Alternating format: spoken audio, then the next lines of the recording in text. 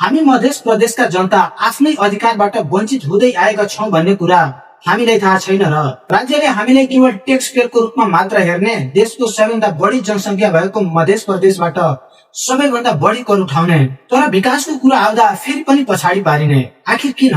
पहिलाका सरकारहरूको कुरा छोडौं, अहिले सत्तामा आएका दललाई प्रत्यक्ष र समानुपातिक दुवैमा सबैभन्दा बढी भोट दिने मध्य प्रदेशकै जनता हुन्। तर आज त्यही मध्य प्रदेश फेरि एकपटक राज्यको बजेट र प्राथमिकताबाट साइडमा पारिएको अवस्था देखिन्छ। माननीय डाक्टर अमरेश कुमार सिंहजीले संसदमा उठाउनु भएको प्रश्न यो केवल एउटा सांसदको आवाज होइन, यो मध्य प्रदेशका लाखौं जनताको पीडा हो। उहाँलाई सुनौं। विनियोजन पर्दाखेरि मधेसको लागि त्यहाँ केही पनि देखिएन। जो राणा कालदेखि हुलाकी राजमार्ग छ त्यसको लागि कहीँ हुलाकी वर्ड पनि लेखेको छैन, किनकि राणा कालपछि बनेको हुलाकी राजमार्ग आजसम्म बनेको छैन। कहीँ पुल छ त कहीँ रोड छैन, कहीँ रोड छ त पुल छैन। र त्यसपछि दुईटा राजमार्ग बन्यो मधेसलाई काउन्टर गर्नलाई, मध्यपारी राजमार्ग र मनाली राजमार्ग, र त्यो फास्ट ट्र्याकले काम गरियो।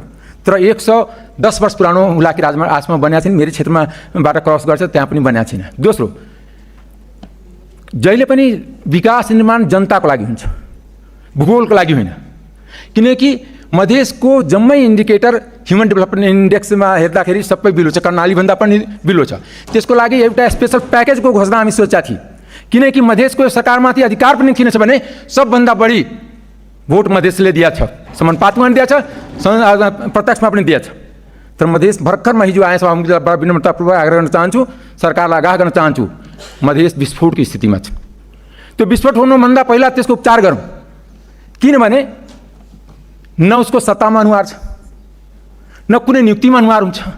यस्तो राज्य चल्दैन। राज्य सबैको, मधेसको जनताको दोष यति मात्र हो कि मधेस ट्याक्स पेको लागि मात्र छ। एउटा पनि मेडिकल कलेज, एउटा पनि इन्जिनियरिङ कलेज, एउटा पनि एग्रिकल्चर कलेज मधेसमा किन सरकारले बनाउन सकेन अहिलेसम्म?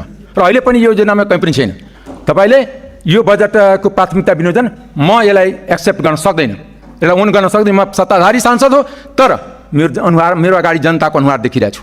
हो, अब मधेस केवल भोट बैंक बन्न चाहँदैन, मधेस समान चाहन्छ, अधिकार चाहन्छ र विकास चाहन्छ। यो सरकारको आगामी बजेटमा मधेसका लागि कुनै विशेष योजना आउँछ वा फेरि यसपालि मधेसलाई केवल आश्वासनमै सीमित राखिन्छ? तपाईको विचार के छ? कमेन्ट गर्नुहोला र भिडियोलाई शेयर गर्नुहोला।